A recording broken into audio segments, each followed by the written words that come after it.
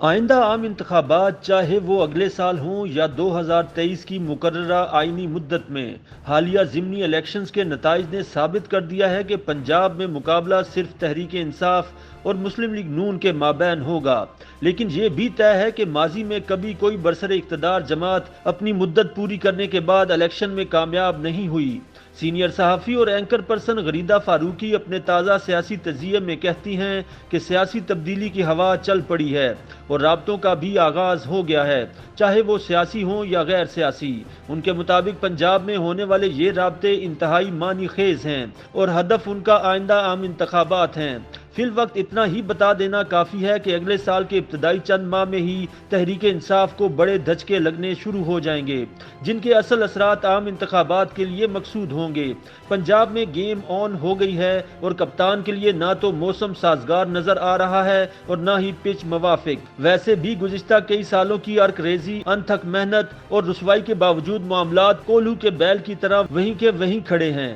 پنجاب میں مسلم لیگ نون کی سیاسی اور انتخابی طاقت 3 سال قبل کی مانند بظاہر جوں کی توں برقرار ہے اور تمام تر کاوشیں ناکامی کا شکار ہوتی نظر آتی ہیں۔ بقول غریدہ، حالیہ ضمنی انتخابات میں مسلم لیگ نون کی واضح اور ٹھوس کامیابی اس امر کی مضبوط دلیل ہے کہ آئندہ عام انتخابات چاہے وہ اگلے سال ہوں یا 2023 کی مقررہ آئینی مدت میں، پنجاب میں مقابلہ صرف اور صرف پی ٹی آئی اور مسلم لیگ نون کا ہوگا۔ صرف پنجاب میں گزشتہ 3 سالوں میں 19 سیٹوں پر ضمنی الیکشن ہوئے، جن میں سے 9 پر میدان مسلم لیگ نون نے مارا جبکہ 8 پر تحریک انصاف کامیاب رہی، لیکن ووٹوں کی برتری کا تناسب ہر نشست پر مسلم لیگ نون کے حق میں زیادہ رہا، یہاں تک کہ پنجاب میں 3 ایسی صوبائی نشستیں جو تحریک انصاف کی تھیں وہ بھی مسلم لیگ نون نے شکار کر لیں۔ اسی عرصے میں یعنی گزشتہ 3 سالوں میں ملک بھر میں قومی اور صوبائی نشستوں پر 29 حلقوں میں ضمنی انتخابات ہوئے، جن میں سے 14 سیٹیں مسلم لیگ نون نے حاصل کیں، جبکہ اس کے مقابلے میں تحریک انصاف 10 سیٹوں پر کامیابی حاصل کر سکی۔ غریدہ فاروقی کا بقول ہونا تو یہ چاہیے تھا کہ گزشتہ 3 سال نہ صحیح مگر 1 سال کے دوران ضمنی الیکشن کے نتائج اور ووٹوں کے تناسب کی شرح کو مد نظر رکھتے ہوئے تحریک انصاف اپنی حکومتی، جماعتی اور سیاسی پالیسیوں اور حکمت عملیوں میں تبدیلی لاتی، مگر افسوس کہ ایسا نہ ہوا، اور اب جب کہ وقت کم رہ گیا اور مقابلہ سخت ہو گیا ہے تو بظاہر الیکٹرانک ووٹنگ مشین کے کمزور سہارے پر تکیہ کر لیا گیا۔ وہ کہتی ہیں کہ اگر پنجاب میں بلدیاتی انتخابات مارچ اپریل میں کروائے بھی جاتے ہیں تو الیکٹرانک ووٹنگ مشین کی قانون سازی کا جو رخنہ درمیان میں ڈال دیا گیا ہے، اس کا بنیادی مقصد ہی یہی معلوم ہوتا ہے کہ الیکشن کو کچھ عرصہ مزید تاخیر کا شکار کر دیا جائے۔ حکمران جماعت کو اچھی طرح معلوم ہے کہ مہنگائی کی سونامی اور بیڈ گورننس کی جو حشر سامانیاں 3 سالوں میں مچائی گئی ہیں، پنجاب کے باسی اس کا حساب کتاب بے باک کرنے کو تیار بیٹھے ہیں۔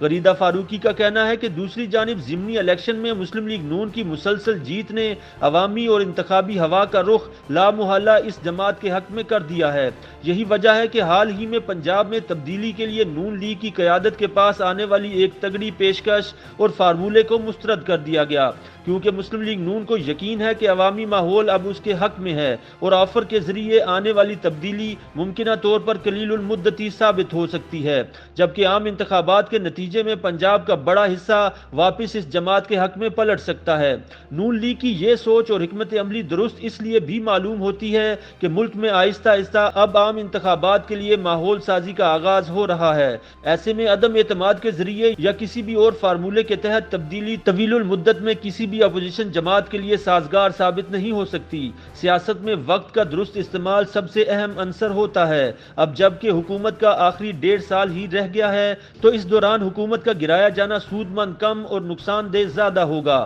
یہی وجہ ہے کہ اپوزیشن اتحاد پی ڈی ایم کا اگلے سال مارچ میں اعلان کردہ مہنگائی مارچ بھی وقوع پذیر نہیں ہو سکے گا، کیونکہ اس کے نتیجے میں حاصل وصول کا حساب 0/0 ہے۔ نیز کوئی بھی ایسا مارچ یا دھرنا جس میں نواز شریف یا آصف زرداری یا بلاول بھٹو بذات خود شامل نہ ہوں، اس کی کامیابی کے امکانات 0 ہیں۔ غریدہ فاروقی کہتی ہیں دوسری جانب اپوزیشن کو یہ زیادہ سوٹ کرتا ہے کہ باقی ماندہ 1.5 سال میں بھی عمران حکومت مہنگائی، معیشت، IMF پیکج، بحران کے بوجھ تلے دبی رہے اور ایکسپوز ہوتی رہے، تاکہ جنرل الیکشن میں کپتان کو ایک مکمل ناکام حکمران کے طور پر پیش کیا جا سکے۔ اسی نااہلی، مہنگائی اور بیڈ گورننس کے بیانیے پر پی ٹی آئی کے مخالف ووٹ حاصل کیے جا سکیں۔ فی الوقت تو local government election Tehreek Insaf کے لیے ایک بڑا آئی اوپنر ہوں گے، اور اگر پی ٹی آئی شفاف طریقے سے آئندہ الیکشن جیتنے کی تیاری رکھتی ہے تو ہنگامی بنیادوں پر عوامی ریلیف کا سونامی لانا ہوگا، جو فی الحال تو مشکل ہی نہیں ناممکن بھی نظر آتا ہے۔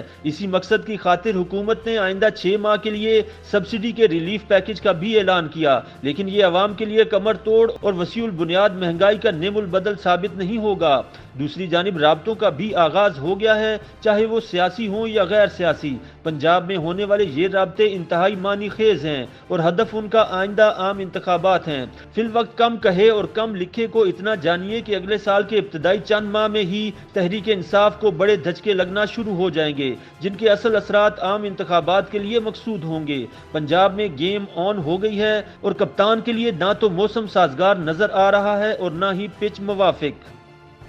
YouTube پر گوگلی نیوز دیکھنے کے لیے youtube.com کی سرچ بار میں googly news T V type کریں۔ گوگلی نیوز کے پیج پر سرخ رنگ کے سبسکرپشن والے بٹن پر کلک کرنا نہ بھولیے۔ YouTube پیج پر اپلوڈ ہونے والی ویڈیوز سے باخبر رہنے کے لیے بیل آئیکن پر کلک کیجیے۔ آپ کو ہر نئی ویڈیو کے بارے میں نوٹیفیکیشن موصول ہو جائے گا۔